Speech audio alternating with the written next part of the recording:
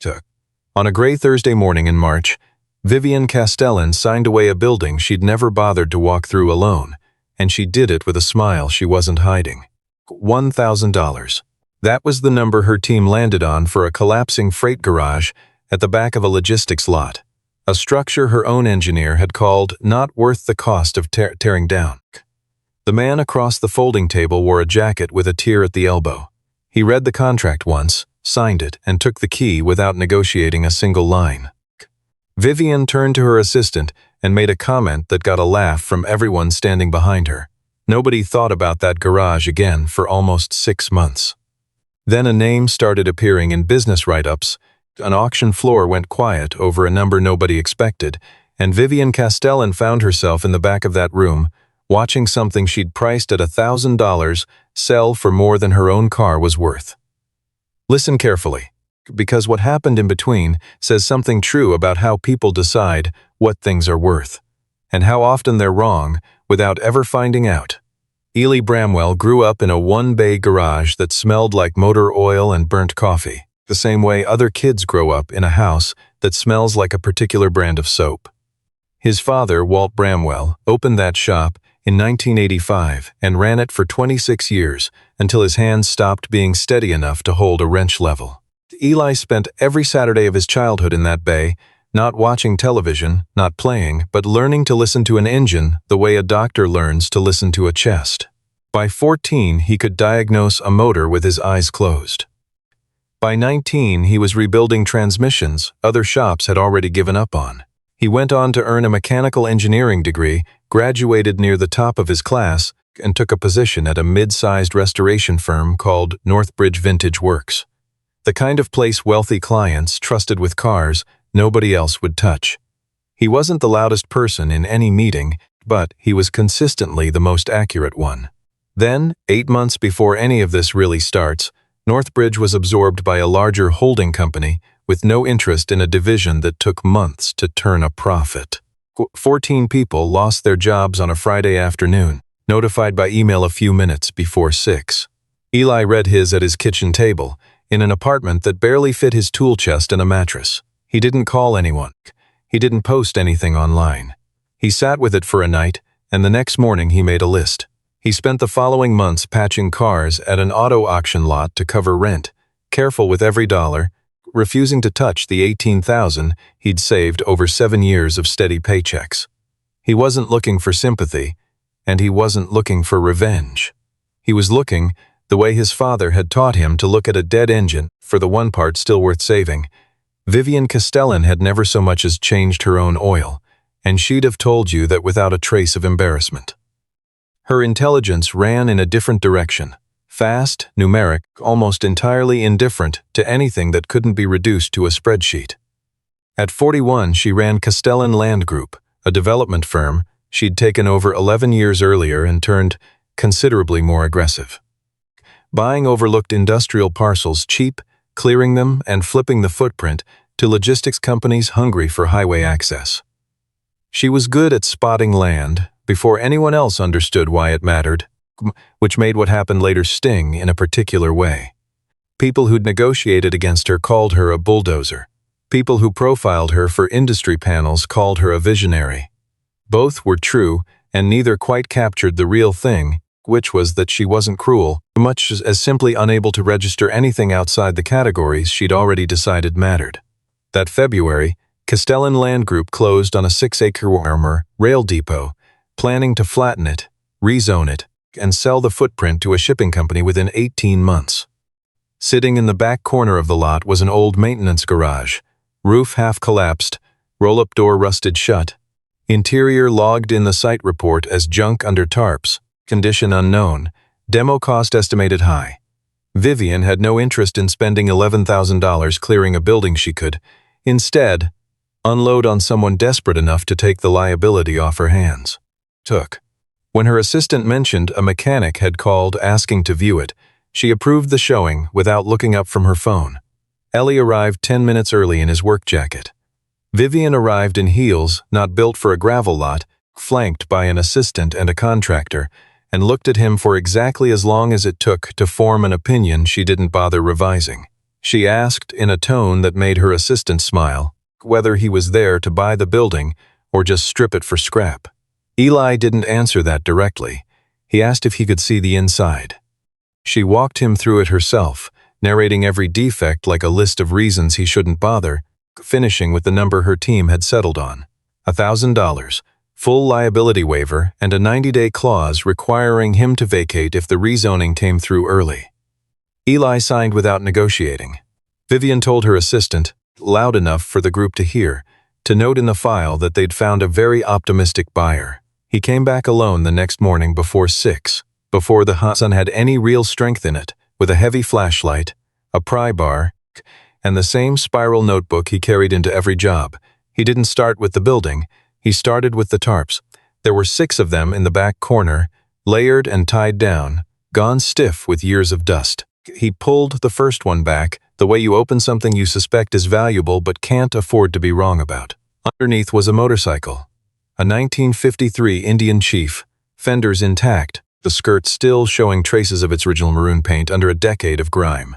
He pulled the second tarp, a Triumph, mid-1960s, frame solid, tank dented but original. The third and fourth were rougher, a BMW's missing its seat and a cylinder head, a smaller bike too corroded to identify on sight, useful mainly for parts.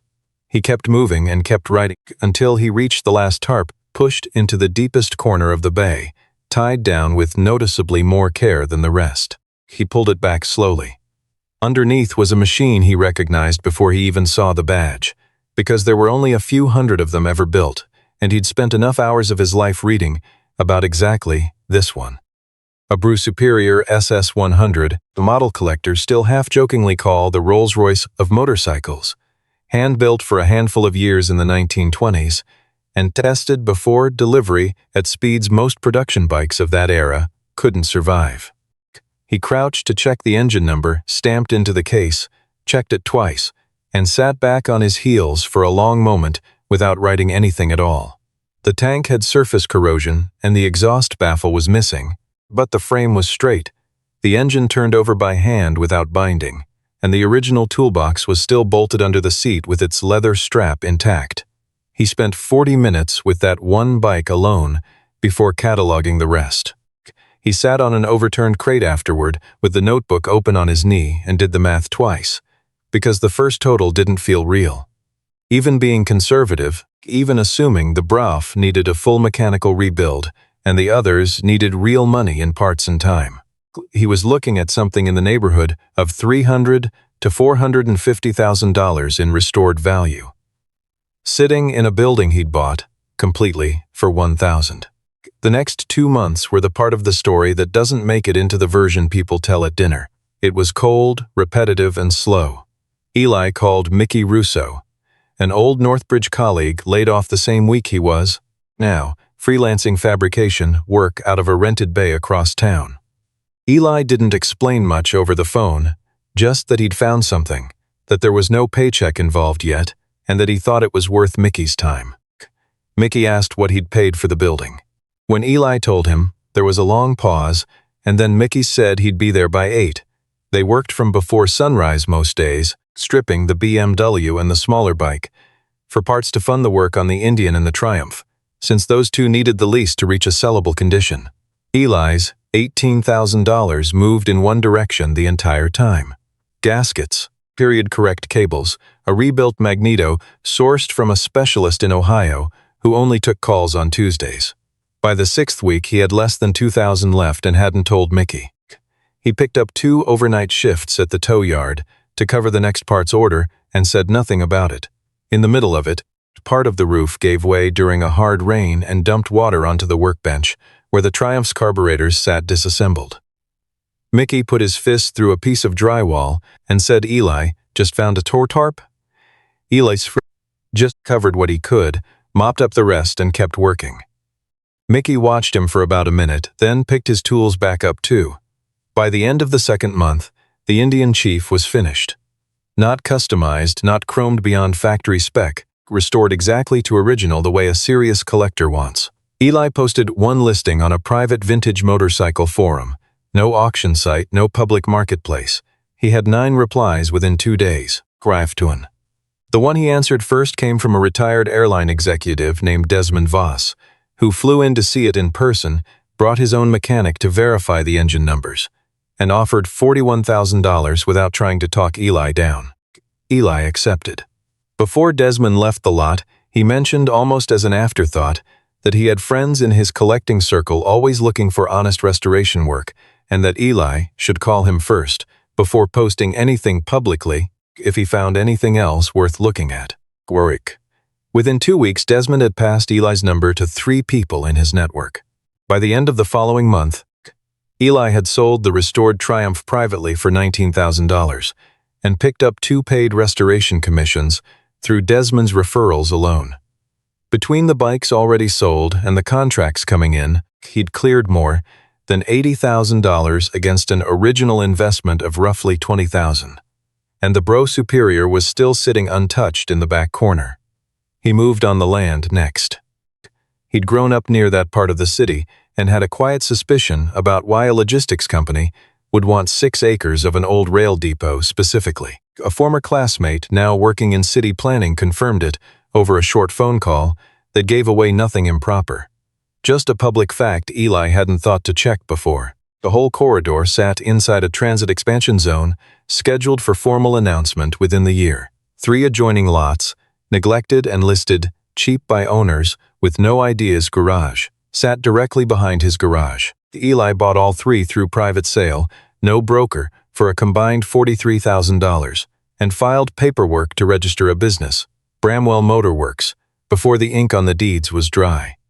A financial journalist named Renata Cole heard about the garage through a contact at a regional collector meet and reached out, not for a flattering profile, but because she said she was interested in the exact moment someone sees value everyone else has already dismissed. Eli gave her 2 hours in a garage that by then was clean, organized, and functioning, almost nothing like the building he'd first walked into. He told her, without much emotion, that the property had been sold to him by Castellan Land Group, and that Vivian Castellan had signed the contract herself. Renata wrote that down and underlined it twice. The Bro Superior went to public auction in late summer, accepted as a featured lot on the strength of its provenance alone. Before the mechanical work was even finished, Eli wore a suit he hadn't put on since his father's funeral.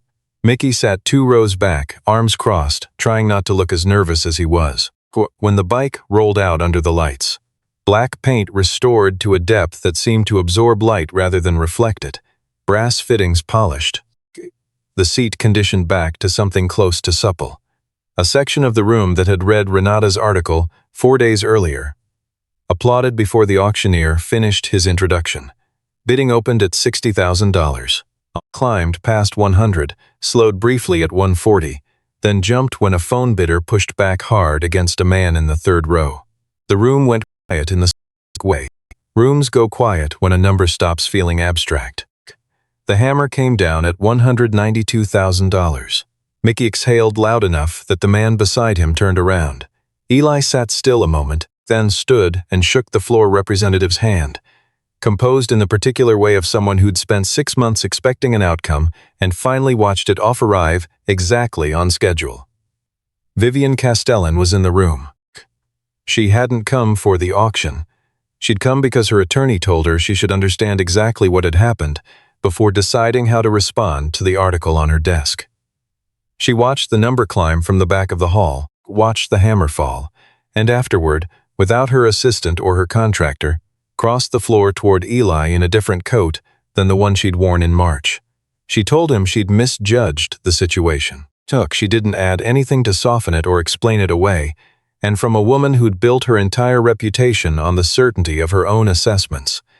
That was about as complete an admission as she was capable of giving. Eli didn't bring up the contract, or the joke, or the folding table in the cold. He told her simply that she'd looked at the building and seen a cost, and he'd looked at it and tried to see what it was capable of being worth, that they'd looked at the same thing with different tools. Then he shook her hand, walked back to Mickey, and they started talking about what to do with the Triumph's replacement carburetor. That night, in the notebook his father had once filled with 30 years of his own handwriting, Eli wrote one line beneath it. cost of a thing and the value of it are only the same number if nobody bothers to look underneath.